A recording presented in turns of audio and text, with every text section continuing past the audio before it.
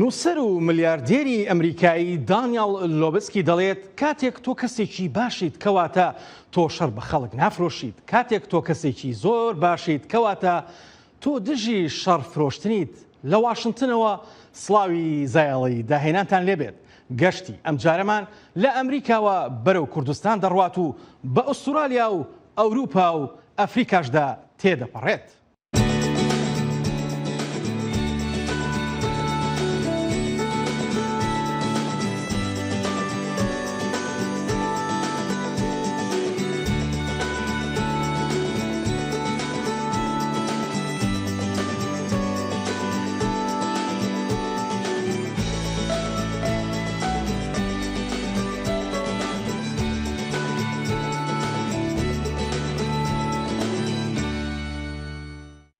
جۆرج سانتایانە نووسەر و هەڵبەستوانی ئەمریکی بەڕەچەڵک ئیسپانی دەڵێت تەنها مردووەکان کۆتایی شەڕەکانیان بینیوە.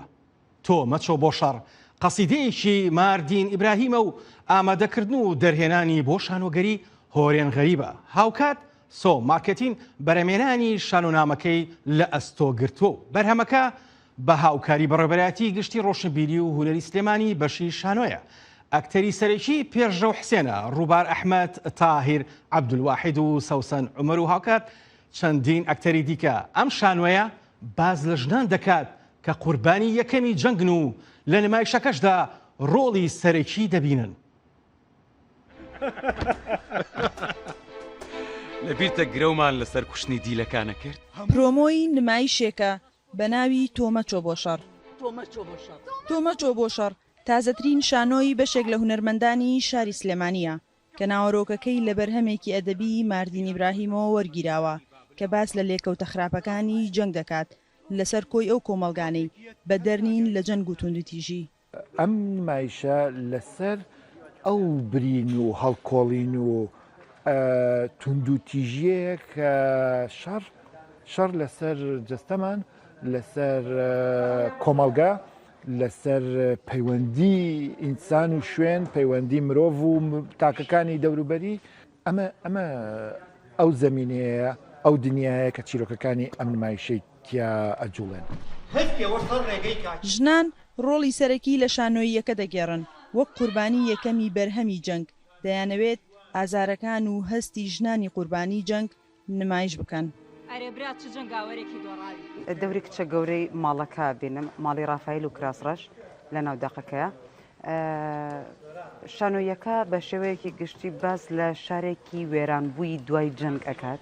داواکارین و تەمەنا ئەەکەین جەنگ بۆستێت لە جیهانە. بمانەوێ نەمانەوێ زیانێکی زۆر زۆری بەسەر هەر تاکێک و هەر خێزانێک و هەر کۆمەڵگەیەکەوە هەیە. دنیات خوارد. دنیاوە خەدیج دقەکە دقێکی شعریە، دقێکی قوڵە، دقێکی تاڕادەیە قورسە، بەڵام بە خۆشحاڵیەوە دقێکە کە زوو ئەچێتە ناو چۆنەڵی ڕۆحی ئەکتەرەوانێ. تۆمەچۆ بۆ شەڕ لە شەڕ بێ بەژنین وەکو کورد. ئەوەی کە باسەکرێت هەستەکەین پێ تێپەڕیون، بۆیە قورس نییە بۆ ئێمە. نمایشەکە ئامادەکاریەکانی تەواو بوو وا بڕیارە پێشکەش بە بینەرانی بکرێت. لەناو سەنگەرەکەیانە بەدەستی خۆم کوشتە من. سنوورکەری دەنگی ئەمریکا سلێمانی. نووسەری بەریتانی جۆرج وێڵز دەڵێت ئەگەر کۆتایی بە شەڕ نەهێنین، شەڕ کۆتاییمان پێدەهێنێت. یەکێکە لە پەیکەرسازە بەناوبانگەکانی کوردستان خاوەنی 5 پیشانگای تایبەت و زیاتر لە 120 پیشانگای هاوبەشە لە کوردستان و دەرەوەی وڵات. هاوکات خاوەنی 19 خەڵاتە لە نێوان ساڵی 2014 بۆ 2015 وەک باشترین پەیکەرساز لەسەر ئاستی هەرێمی کوردستان خەڵاتی لاوی ساڵی بەدەستهێناوە. خاوەنی 10 پەیکەری گەورەیە. ئێستاش زیرەک میرە میوانی زایاڵی داهێنانە. زیرەک ئەم کاتت باش. سڵاو ڕێزم بۆ بەرنامەی زایاڵی داهێنان بۆ بەڕێستان. زۆر سپاس دەکەم. زیرەک ڕەنگە ئێستا باسی شتێ بکەین کە یەکەمی پرسیارمەوە بێ کە بە نیگەرانێکی زۆری شەواڵێم، بەڵام ئەمەوێ باز لەوە بکەین جەنگ و هونەر لە نێوان کارەکانی تۆیە. هونەر باڵادەستێکی گەورەی هەیە بەسەر جەنگە. هاوکات یەکەمین پەیکەری تۆ، پەیکەری پۆستاڵ لە جێی پەیکەرە زەبەلاحەکەی سەدام حسێن لە بەغدا دانرا. ئەم یادەوەریە چیت بیرە خاتەوە تا شەڕی ئۆکرانیا؟ بەڵێ لە ڕاستیە ئەو ڕۆژەی کە شاری کەرکووک ڕزگار کرا لە حزبی بەعث، من لەگەڵ برا پێشمەرگەکانە چوومە ناو شارەکە و ئەلەوێ بۆم دەرکەوت کە کاگا سۆدیایینێکی ینی حاڵەتێکی زۆر سەیرم بینی. مرۆڤ خۆی بۆ خۆی کائینێکی بە نرخە بەڕاستێکی لەسەرم زەمینەیە، ئەتوانین ئەگە زیادە گۆی نەبێت ئەتوانم بڵێم ژیرترین بنەوەری سەرم گۆی زەویەیە، بەڵام لە هەندێک کاتە ئەبێ دەوری جێلترین یاخود خراپترین بوونەوەر شەبینێ هاوتەری. ینی کاتێک کە بینیم پەیکەرەکەی سەدام حوسێنیان ڕوخاند، خەڵک بە پۆستاڵەوە چوو بە پێوە چوو بۆ سەری، بە قۆنەرە چوو بۆ سەری یاخود ئەیان شکاند یا جنێویان پێەیە ئەوانە. لە کاتێکە ئەو پەیکەری مرۆڤێک بوو و ئەشێت هەندێک جار ئەلەوێ ئەو بیرۆکەیەم بۆ هات، هەندێک جار ئەشێت پێڵاوێک باشتر لە مرۆڤێک خزمەت بە مرۆڤایەتی بگەێنێ بەڕاستەکەی. هەندێک جار مرۆڤەکان لە دژی مرۆڤایەتین، بەڵام هەندێک جار پێڵاوێک نایڵێ دڕکێکی نایڵێ ئازار بە پەنجەکان و بە پێت بگات کە لە خزمەت مرۆڤایەتیە بەڕاستی. بۆیە ئەلەوێ ئەو بیرۆکەیم لا گەڵاڵە بووکە کە من پەیکەرێک دروستکەم لە پۆستاڵ بەڕاستێکەکەی یاخود لە پێڵاو. بۆیە هەر ئەو ڕۆژە بڕیارمما ڕۆیشتم بۆ سەربازگەی کەرکووک، ئەلەوێ پۆستاڵەکانم کۆ کردەوە، پاش چەند ڕۆژێک پەیکەرەکەم بنیادنا لە بەردەم محافەزەی کەرکووک. بەڵێ زیرە هەڵبەت پرۆژەیەکی گرنگ هەیە کە لە ئێستاە ئەم پرۆژێ هەم لە خەیاڵی تۆ و هەم لە خەیاڵی ئۆکرانیەکانە هەیە کە تۆ چۆن پرۆژەیەک دروستکەی بۆ قوربانیانی جەنگ یان پرۆژەیەک دروستکەی بۆ دژی جەنگ لە ئۆکرانیا. بەڵام ئەم پرۆژەیە تا ڕادەیەک هێندەی من ئاگادار بم ڕاگیراوە لەبەر کۆمەڵی هۆکار، بەڵام پرۆژەیەکی هەم ئاسان نیە هەم پرۆژەیەکی گەورەشە. پێم خۆشە بۆمان باسکەی. بەڵێ لە ڕاستیان پرۆژەیەکی گەورە بێت، هیوادارم لە ئایندەدا بێتە بەرهەم، بەڵام ئەوەی کە تا ئێستا دووجار کۆبنەوەمان کردووە لەگەڵ بەشی کەڵتوری ئۆکرانیا یاخود لایەنی پەیوەندیدار لەم کات و ساتەیە کە بەشی کەڵتور ڕاپەڕێنن لە وڵاتی ئۆکرانیا. تا ئێستا دووجار کۆبنەوەمان کردووە، بیرۆکەکەیان زۆر لاک جوانە و زۆر بۆیان گرنگە، بەڵام یەک هۆکارێ ئەوەش ئەوەیە کە لەم کات و ساتەیە ڕۆحی منیان بۆ گرنگە لەوەی کە بۆ پرۆژێکی هوەری بڕۆیدنەوەک زەرەری گیانی بەدواوە بێ بەڕاستیەکەی. لەبەرەوەی خۆتان نەزانن لەم کاتەیە کێفی پایتەخت هەموو شەوێک یاخود هەموو ساتێک لە ڕێی درونەکانەوە لە ژێر هەڕەشەی بۆمبایە، بەڵام لە ئەوەی مای خۆشحاڵی بێت تەنانەت ئەوان پێیان باش بوو کە ئەبێت لە چەقی شاردا بندرێت کە لە ساڵانی دوای جەنگی جیهانی پەیکەرێکی بۆ ئازایەتی و نەبەردی ڕووسەکان لە کێفی پایتەخت دروست کرا و بەم ئاخیرانە پەیکەرەکەیان ڕوخاند ئۆکرانیەکان. ئەوان پێیان باش بوو تەنانەت لە شوێنی ئەو پەیکەرەکە دابدرێت. هەڵبەتە بیرمان نەچێت پەیکەرەکە هەر هەمووی لە پاشماوەی جەنگ دروست دەکرێت، لە تانک و زریپۆش و گول لە تۆپ و ئەمانە مینۆمێنتێک دروست دەکرێت بە ناوی دایکی ئاشتی. زیرەک یەک گرنگە بەلامەوە کە جەنگ بە هەموو کارەساتەکانیەوە، جەنگ بە هەموو کارەساتەکانەوە بەرامبەر مرۆڤایەتی و بەرامبەر کولتور و فەرهەنگ و هونەر و هەموو ئەم شتانە، بەڵام هونەر دەتوانێت بە تابلۆیەک بە پەیکەرێک بەڕەنگاری هەموو دڕندەی جەنگ بێتەوە. بەڵام ئایا جیهان توانیوێتی جۆ لە ئەوە بگرێ یان بڕوانێتە ئەوەی کە چی لە ڕۆحی هونەرمەندا ئەژی وەکو ژیان دۆستی ئەو هاودەنگیە چییە کە ئەتوانرێت دروستکرێت؟ کاکە ئاسۆ بیرمان نەچێت ڕاستە جەنگ کارەسات بارە بەڕاستێکی یاخود کارەساتێکی گەورە لەگەڵ خۆی ئەێنێت بەڕاستی، بەڵام هاوتەری لەگەڵ ئەوەشدا ئەمە بەو مانایە نییە کە جەنگ ئەم باشی هەیە، بەڵام ڕەنگە ئەمە تروسکاییەک بێت بۆ تەفریق بوونەوە بۆ بەتاڵبوونەوە. بیرمان نەچێت لە پاش هەموو جەنگێک یاخود لە سەروبەندی هەموو جەنگێکی گەورەدا دەیان داهێنانی گەورە ڕوویاوە بەڕاستێکەی لە ڕووی ئەدەبی و لە ڕووی هوەریشەوە بەڕاستێکەی و تەنانەت لە ڕووی فیلمشەوە. یعنی ئەمە ئەگە بەسیترین بچووکترین نمونە وەرگرین جگەل لەوەی کە چەند دەقی ئەدەبی جوان لەدایک بۆ بەڕاستێکەی، بەڵام ئێمە ئەگەر لایەنی فیلم بگرین، ینی بۆ نمونە پێم وایە چارلی چاپلن نمونەیەکی زۆر زندوی کە چ داهێنانێکی کرد لە بواری کۆمێدیای ڕەشە بەڕاستیەکەی یاخود گروپی هینی ڕێنسانسا یاخود دادایەکان چ شۆڕشێکی گەوریان لە بواری هوەری شێوەکاریە کرد بەڕاستیەکەی هەتا ئەدەبی بە هەمان شێوە بۆیە ینی من پێم وایە لە کاتێکە کە تەمی ڕەشی جەنگ ئەرزە خاکە گریان ناوچەکە ئەگرێت دەرچۆیەک ئەبێ هەبێت بۆ دووبارە بوونەوەی ژیان هەمیشە هونەرمەندان و یا دەستە بژێرەکان نووسەران هەمیشە ئەو تەقینەوە داهێنانیان لەو زۆربەی کات لە چەقی شەڕاکراوە بەڕاستیەکەی یاخود لە دوای پاشماوەی ئەو کارە ساتەی شەڕکە بەجێماوە دەیان دەقی جوان نووسراوە دەیان هونەر و شاکاری جوان بەرەماتووە. بەڵێ دوایین پرسیار کاک زیرەک هەڵبەت من لەو باوەڕێم کۆمەڵێ پرۆژەی جوان و پرۆژەی گەورە لە خەیاڵتان بۆ ساڵی داهاتوو یان بۆ ئەم ساڵ پێم خۆشە لە ڕێدەنگی ئەمریکاوە باس لەو پرۆژە تازانەتمان بۆ بکەن و ئێستاکە چیت لەبەردەستایە؟ ئەوەی ڕاستی بێت هەروەکۆی کە ئاماژەم بۆ کرد کە بۆ ئەم 2023 ئەم پرۆژەیە بوو کە وەکوتم کە بیرۆکەکەی منیان پەسەند کرد بۆی کە بە قەبارەی 2 مەتر ئەنجامی بەم یاخود بە گەورەی کەمەوە نمایش کرێت پرۆژەیەکی ترشەیە بەڕاستیەکەی ئەوە ڕۆژی شەممە یەکەمین کۆبوونەوەم ئەبێت لە ئەڵمانیا ئەویش بۆ ئەوەیە کە بەناوی ژن ژیان ئازادی بەڵام لە ڕاستیە ئەمەیان بیرۆکەکەیە و هێشتا کۆبوونەوەکەمان ئەنجام نەیەوە هیوادارم لە کۆبوونەوەکەیە بگەینە ئەنجام بۆی کە بتوانین لەم ساڵەدا 2 پرۆژە ئەنجام بەم هیوادارم بێتە بەرهەم. بەڵێ زۆر سپاس بۆ کاتی پێت بەخشین بابەتێکی گرنگە دووروژان و گفتوگۆیەکی جوان بوو کاک زیرەک هەر بژیم. زۆر سپاس کاتێکی شاد کاتێکی خۆش.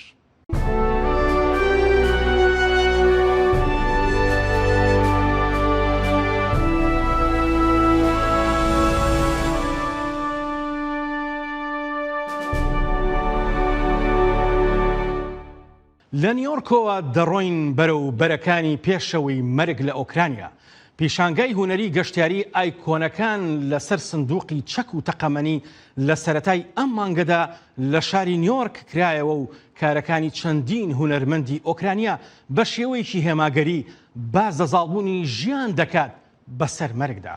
ئەم حەفدە سندوقە تەقەمەنیە شەڕی ڕاستەقینەیان لە هێڵی پێشەوەی شەڕەکانی ئۆکرانیادا دیوە. لە مانجی ڕابردوو لە پێشانگایەکدا بوون لە نیویۆرک لە ژێر ناوی ئایکۆنەکان لەسەر سندوقەکانی تەقەمەنی. هەردوو شێوەکار ئەلیکساندرا و سۆنیا تەختەی تەقەمەنەکانیان کردوتە تابلۆ لە ساڵی 2014شەوە دەستیان بەکارکردن لەم پرۆژێدا کردو لەو کاتەوەی رووسیا کریمیای خستۆتە ژێڕی کێفی خۆیەوە. لە سەربازەکانم پرسی چی لەم سندوقانە دەکەن وتیان دەیان سووتێنێ. کاتێک سەرقاپی سندوقەکانم بینی زۆر بە تەختەیەکی کلاسیکی دەچوو کە بۆ نیگارکێشانی ئایکۆن باش بوون. کلێسای سانیگناتۆس لە نیویۆرک میوانداری پێشانگاکەی کردووە. قەشەکەشی دەبێژێت زۆر سەرسام بووە بە کارەکان و بەنیازیشە کۆمەڵێ لە تابلۆکان بۆ کلێساکەی بکڕێت وەک پشتگیریکردنی ئۆکرانیا. ئەلیکساندرا نەیتوانی بێتە نیویۆرک و ئامادە بێت بەڵام دڵخۆشە کە زانیوەتی فرۆش باش بووە و داهاتەکەی یارمەتی نەخۆشخانەیەکی ئۆکرانیای پێدات کە کۆمەکی پزیشکی لە بەرەکانی پێشەوەی شەڕ پێشکەش دەکات. ساڵێک لەمەوبەر 2 مانگ لە نەخۆشخانەیەکدا بە خۆبەخش کارم بۆ کردن. شۆفێر بووم. من بینیومە و زۆر باش دەزانم ڕزگارکردنی مرۆڤێک و ژیان بە بەرداکردنەوەیە.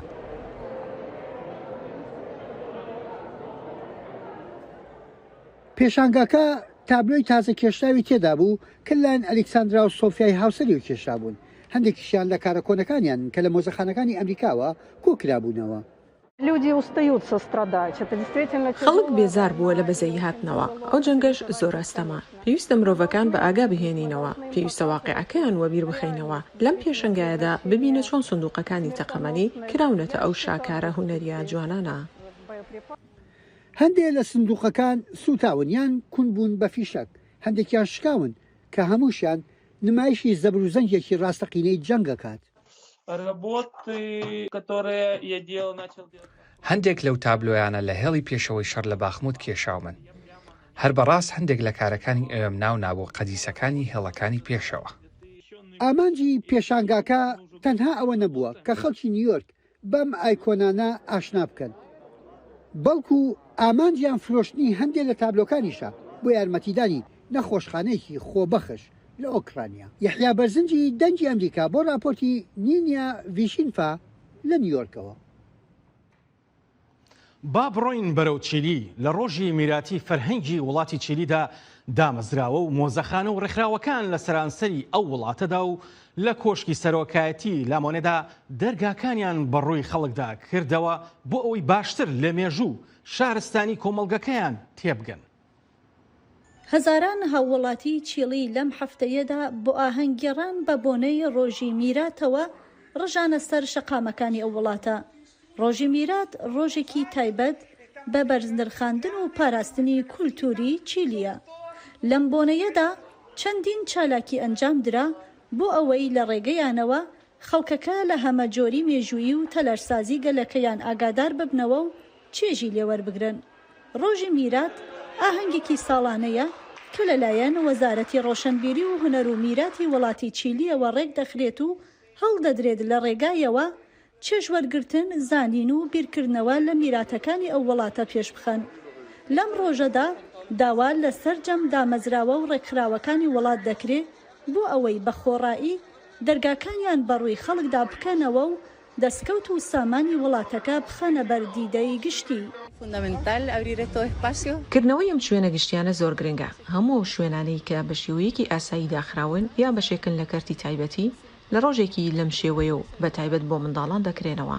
هیوادارم لە کاتەکانی دیکەدا ئەم کارە دووپات ببێتەوە و تەنها بۆ جارێک لە ساڵێکدا نەبێت. زیاتر لە 2644 چالاکی ڕۆشنبیری لەم ڕۆژەدا بەڕێوە چوو. لە سەردانیکردنی کۆشکی سەرۆکایەتی و سەردانی بانکی ناوەندی و بینینی پێشانگا و کۆنسرت و وەرکشۆپی هوەری بگرە تا دەگاتە بەڕێوەبردننی شانۆگەریەک لە دادگای باڵایی ئەو وڵاتەدا. پێم وایە ڕۆژی میرات لە پەیوەند بەدەسەڵاتی دادوەریەوە زۆر گرنگە و دەرفەتێکی گەورەیە بۆ ئەوەی خەڵک بتوانن ئەم کۆشکە جوانە ببین و ڕێنمایی بکرێن سەبارەت بەوەی کەماناکەی چییە و ئەرکبنەڕەتەکەی بۆ خەڵک ڕۆن بکرێتەوە. ڕۆژی میرات لە ساڵی 1999 دامەزراوە و بووەتە یەکێک لە گرنگترین چالاکیە ڕۆشنبیریەکانی ئەو وڵاتە. ئەم ساڵ ڕۆژی میرات لە سەرانسەری چیلی لە ژێر دروشمی بیرەوەریەکان بۆ داهاتوو بەڕێوەچوو. بەفراوی نووری، دەنگی ئەمریکا، واشنگتۆن. لە ئارت فاکتۆری لە ویلایەتی ڤێرجینیا پیشانگایکی ناوازەی هونەرمەندی کورد لوقمان ئەحمەد کرایەوە بە ناوی مۆسیقای تابلۆکان لە 20 ئەم مانگەوە تا 10 مانگی 6 بەردەوام دەبێت. لەم پیشانگەیەدا هونەرمەند سەنگ دەخاتە سەر داستانە کوردیەکان و مەودای خەیاڵسازی و وێناکردن. ڕەنگی تابلۆکانی لە زۆرزانەکانی ماردینەوە سەری کێشاوە و لە نێو خەیاڵدانی ئەم شێوەکارەی کووردا دەبنە ئەو تابلۆی شەڕی ڕەنگەکانی تیادا بەرجەسە ئەبێت. ستران و لاوکە کوردیەکانیش لە هێزی دەسوفڵچەی ئەم شێوەکاری ڕۆژئاوادایە. لە ستۆدیۆکەیدا گوێبیستی سۆزی چریکەی زەدینۆی سترانبێژە.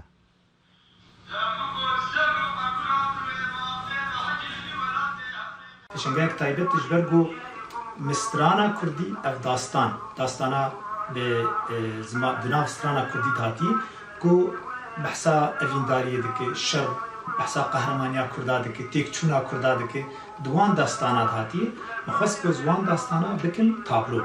بەلای ئەم شێوەکارەوە ستران و حەیران و لاوکەکانی هونەرمەندانی کورد پڕن لە جوانی و پیاهەڵدان. دەشێ ببنە هەوێنی کاری ناوازە و هەر لەو گۆشەیەشدا نەسوڕێنەوە. بەو هیوایی لە پێشانگاکانیدا بتوانێت ئێوارەیەکی پڕ لە ڕامان بداتە بینەرەکانی. ئەو حەیران و سترانی کوردی دەکارە بێ یەکی وەک حەسەن زیرەک، یەکی وەک عەزەدین و محەممەد عارف جزراوی و گەلێک هونەرمەندێ دم ڕاستی ئەوانە دکارن ببن بەرپرسێ جوانیا کووردا. ئەو دەنگبێژانە بۆ وەصف گۆکاری بۆ نوختێک و پسنێ ژنەکێ دن پسنێ خاک ددن. ئەو تشتانە گەلێکی یەک و دو هەردووتینن تشتێکی دیمەنێکی بەرچاوێتە دروست. هەر کەسێک لەم پێشانگایە ئەم تابلۆیە ببینێت ئەوە عیزەدینۆیە، سترانبێژەکەی قۆسەرا ماردین. لە دووری هەزاران کیلۆمەترەوە لەسەر شاباڵی گۆرانیەکانی لێرەیە. تێڕامان لەم تابلۆیانە بەر ئاوازی سازەکەی دەستی و سەنای گۆرانیەکانی کەوتون کە وەک گوڵ و گوڵزاری کوێستانەکان تژیە لە ڕنگ. ئەلێ ئەس باوەڕ دەکەم وەک دیار دەبێ خەلکێ بیانی هەنێ پرس دکن دەبێژن ئەوانە چنێ ئەم حەز دکن ناز بکەن چل پاشوان چیرۆکایە و مەبەستامە ئامانجامە ئەو بوو هەنەکە جوانە حەز کرد بۆ ناز بکەن عەزەدین و کیکا چاوە ناز بکەن لەسەر یوتیوبێ ئەم ژمر باکێش بوو. زۆرن ئەوانەی لە بەردەم ئەفسوونی ڕەنگەکانی ئەم تابلۆیانە و ئەو هەموو چیرۆکانە ڕادەمێنن. خاوەنی هۆڵەکەش لە دیالۆگدایە لەگەڵ ئەو دنیابینینەی لوقمان ئەحمەدی هونەرمەند. ئەوەی نوێیە دەربارەی ئەم پێشانگایەی لوقمان ئەحمەد لە چاو پێشانگاکانی تری ئەوەیە کە تابلۆکانی فرە ڕەهەندن تۆ تەنها دیمەنێک نابینی هەروەها شتی نوێشی بەکارهێناوە وەکو خۆڵ و هەروەها هەندێک پێکاتەی نوێ وەکو کاغەزی ئاڵتونی کە تابلۆکانی بردووەتە ئاستێکی باڵاترەوە.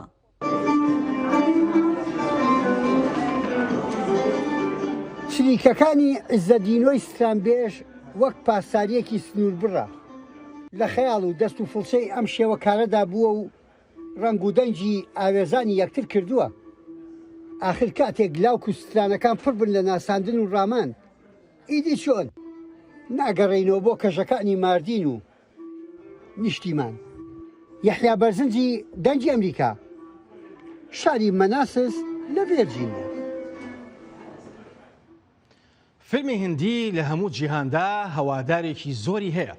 ئەو باسی کورد مەکە چەند تا مەزرۆی فیلمی هندیە. فەرشی سەوزیان ڕاخستۆ بۆ پێشوازیکردن لە دەستەبژێری فیلمی هندی بۆ سازکردنی ئاهەنگی خەڵاتەکانی بۆلیوود لە ئەبوزەبی. خۆلا 23مین یا ئۆسکارین بالیوودێ لە ئەبودەبی پایتەختە میرگەهین عەرەبین یەکگرتی لە درێژیە دو ڕۆژان هات لە دەرخستن و بە پێرفۆرمانسا ستێرکên مەزنên بالیوودê dest pê kir. Norîn Xan cîgira serokê Akademiya Navnetewiya Fîlmên Hindî IIFA dibêje ku ev tê wateya gihandina sînemaya Hindî bo cîhanê û gihandina stêrkan bo hezkiriyên wan. Bi giştî stêrkên sînema û vê pîşeyê hinekî ji xelkê Hindistanê dûr in. Lê dema li seranserî cîhanê digerin em dikarin wan nêzîktir bikin û pîşesaziyeke mezintir biafrînin. Bollywood berdewam e di berfirehbûna xwe de li hundirê mîrgehên erebî û fîlmên wê li seranserî welêt têne berhemhênan û nîşandan û navdarên dewlemendên Bollywoodê dibin xwediyên xaniyan li seranserî welêt. Li gor derhênera sînemayê Fereh Xan ku beşdarî hemî xelatên IIFA dibe.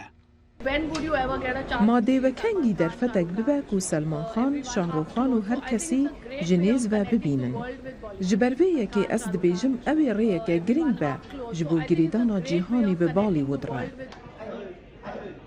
Mîrgehên erebî wekû mala zêdetirî 3.5 milyon Hindistanî xwedan girêdaneke nayê paşguhxistin di pîşesaziya fîlmên Hindî de.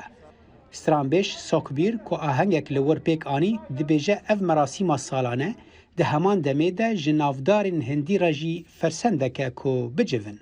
Last year I was here, I met Salman Khan. Sala borî ez li vir bûm. Min Salman Xan nas kir û wî te fîlma xwe da sê stran dane min. Ev e girîngiya wê. Ev e cihê ku peywendî lê tên awa kirin. Zêdetirî 18,000 temaşevanên xwecihî û biyanî li kolanan rêz girtin da ku stêrkên xwe yên ku jî hez dikin bibînin. Salih Demîcer, Dengê Amerîka. شەوە ئاهەنگەکان لە هەڵەبجە زیندوو دەکرێتەوە بە ئامانجی ئاوردانەوە لە مێژووی هەڵەبجە و گەڕانەوە بۆ هونەری ڕەسەن. ژمارەیەک لە ڕێکخراوە و دامەزراوەکان بە پشتیوانی هونەرمەندان دەیانەوێت شەوە ئاهەنگەکان لە هەڵەبجە زیندوو بکەنەوە کە ساڵانێکی زۆرە بەهۆی تراژیدەی هەڵەبجە و دۆخی سیاسیەوە شەوە ئاهەنگەکان لە هەڵەبجە ئەنجام نادرێت.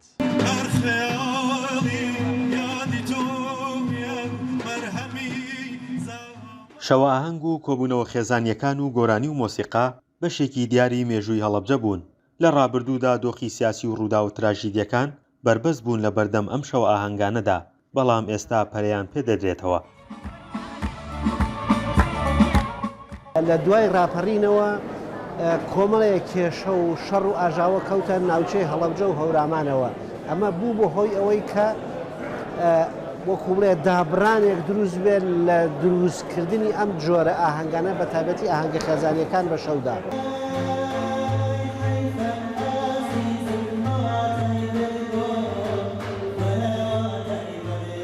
چەندین هونەرمەندی دیاری هەڵەبجە هەن کە شەوانە لە پارێزگاکانی دیکە شەوە ئاهەنگەکان بەڕێوە دەبن ئەوانیش دەیانەوێت لە شارەکەی خۆیان بەردەوامی بەم شەوە ئاهەنگانە بدرێت. پارێزگای هەڵەبجە شەید هەڵەبجە لە کۆنا بە شاری ئەدیب و ڕۆشنبیران ناسراوە بەردەوام شەوەکانی پڕمون لە کۆبوونەوە هونەریەکان هیوادارم ئەم زەمانەی ئێساش درێژە بێدەریە و کاتە بێت و ئەم شەوە ئاهەنگانە بەردەوام لە هەڵەبجەی شەیدا هەبن. من وەکو خۆم من وەکو بۆکانە ورامی هەمیشە لە خزمەتی ئەم شارام خۆم بە قەرزاری ئەم شارە ئەزان. بەشێک لە خێزانەکان لە هەڵەبجە بە خۆشحاڵیەوە بەشداری لە شەوە ئاهەنگەکاندا دەکەن و وەک خۆشیان دەڵێن کاتێکی خۆش بەسەر دەبن. دیارەکردنی ئەم شەوە ئاهەنگانە و هەبوونیان شتێکی زۆر زۆر گرنگ و باشە یەتە دەرەوە جەوێکە گۆڕی بێ تاقەتێکی دەرەچێ خۆشە بەڕاستی ئێمەش لەگەڵ خەزانەکەمان بە خۆشحاڵیەوە بەشداری ئەم شەوە ئاهەنگەمان کرد هیوادارین شتی زیاتر لەم شێوەیە بکرێت لە هەڵەبجە. بەڕێوەبەرایەتی گشتی ڕۆشنبیری و هونەری هەڵەبجە بە هەمانگی لەگەڵ ڕێکخراوە بیانی و ناوخۆیەکان هەنگاوی سەرپێخستنەوەی شەوە ئاهەنگەکانی ناوە و دەڵێن بەردەوام دەبین. لە خەتەمانایە کۆنسێرت بکەین بۆ تیپەکانی مۆسیقای هەڵەبجە چەند تیپی تیا هەبێت ئەمە هەمووی کارن بەرنامەن ئەگەر ڕێگە بدرێت لە ڕووی ئابووریەوە لە ڕووی مادیەوە سیولە هەبێت هەڵبەتە بەڕێوەبەرێتەکەمان چەندین پرۆژێ هەیە بۆ شەوە ئاهەنگ و زیندووکردنەوەی هاتنی خێزانەکانی هەڵەبجە بۆ ئاهەنگەکانمان.